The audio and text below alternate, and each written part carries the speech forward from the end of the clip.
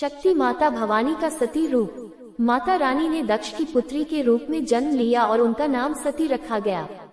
उनका विवाह शिव जी से ही होना था, लेकिन दक्ष उनके विवाह से खुश नहीं थे। वे शिव जी से घृणा करते थे क्योंकि एक बार शिव जी ने ब्रह्मा जी का 5वां शीश काट दिया था।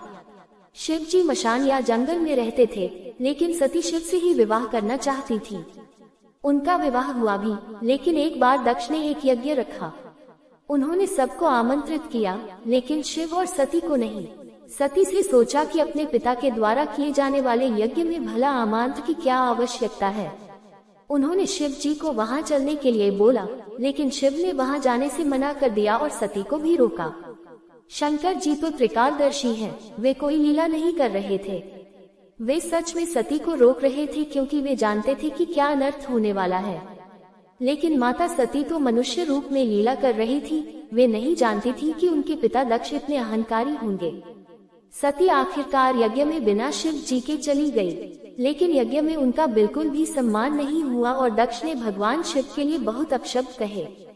माता सती से अपने पति का अपमान बर्दाश्त नहीं हुआ और उन्होंने अग्नि में जलकर अपने प्राण दे दिए। सती ने प्राण त्यागने से पहले अपना वास्तविक आदि शक्ति भवानी रूप दिखाया था। भगवान शिव को अपनी पत्नी के साथ हुए इस अन्याय से बहुत क्रोध आया। वे भोलेनाथ हैं, लेकिन वे महारुद्र भी हैं। जितनी जल्दी प्रसन्न होते हैं उतनी जल्दी क्रोधित भी होते हैं। शिव जी के क्रोध से समस्त संसार में त्राही त्राही मच गई। शिव ने तांडव नृत्य किया और अपनी एक जटा से बाल निकालकर जमीन पर पटका। उस बाल से भगवान शिव के प्रतिरूप वीरभद्र प्रकट हुए। महादेव ने वीरभद्र को दक्ष का वध करने का आदेश दिया। वीरभद्र का रूप अत्यंत भयानक था और उन्होंने बहुत विनाश किया। उन्होंने दक्ष की सेना सहित दक्ष का वध कर दिया।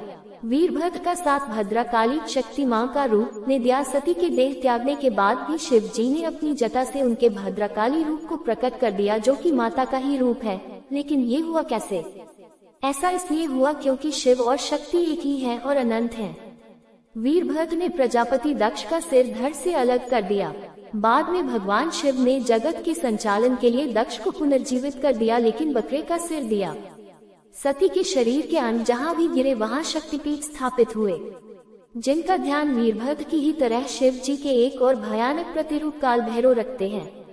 माता रानी ने लिया पर्वत राज हिमावन के यहाँ पुत्री रूप में जन्म। माता रानी को पर्वत की राजकुमारी होने के कारण ही पार्वती नाम मिला। ये ही उनका सबसे प्रमुख नाम और रूप है। पार्वती ने अपने पिछले जन्म की तरह ही इस बार भी शंकर भगवान से ही विवाह किया। इस दिन को हम महाशिवरात्रि के रूप में मनाते हैं। पार्वती जी ने शिव जी को समाधि से जगाने का प्रयास किया। आकर्षण के देवता कामदेव ने सहायता करने की कोशिश करी तो शिव जी ने अपनी तीसरी आंख खोलकर कामदेव को भस्म कर दिया। उन्होंने पार्वती जी को पत्नी रूप में स्वीकार करने से भी मना कर दिया। पार्वती जी ने भगवान शिव शंकर को उनके वैराग्य से लाने के लिए कठिन तपस्या करी और सफल हुई। शिव जी से उनका विवाह फिर से हो गया।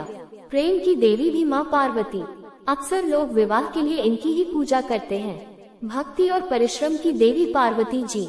इन्होंने ब्रह्मचारिणी रूप में अत्यंत कठिन तपस्या करके महादेव को पति रूप में प्राप्त किया था। इन्होंने शिव जी की भक्ति करी। देवी सती ने देह त्यागते समय भगवान हरि से वर मांगा कि वो जन्म जन्म के लिए शिव जी के चरणों से जुड़ी रहें। इसी कारण उनका जन्म हिमाचल में पार्वती के रूप में हुआ। पहाड़ों के स्वामी यानी कि पर्वतराज के घर उनका जन्म हुआ, इसलिए उनका नाम पार्वती रखा गया। सृष्टि काल में मूल प्रकृति 5 रूपों में प्रकट होती है। श्री कृष्ण परमात्मा के प्राणों की अधिष्ठात्री देवी राधा है। दूसरी प्रकृति नारायण प्रिया लक्ष्मी जी हैं। तीसरी प्रकृति वाणी की अधिष्ठात्री देवी सरस्वती हैं, जो सदा सबके द्वारा पूजनीय हैं। चौथी प्रकृति वेद माता सावित्री है। वे ब्रह्मा जी की पत्नी सबकी पूजनीय हैं। पांचवी प्रकृति का नाम दुर्गा है, जो भगवान शंकर की पत्नी है। उन्हीं के पुत्र गणेश हैं। माता दुर्गा ही पार्वती है। माता पार्वती ही शंकर जी पत्नी सती थी, जो सृष्टि के आदि में दुर्गा कहलाती है।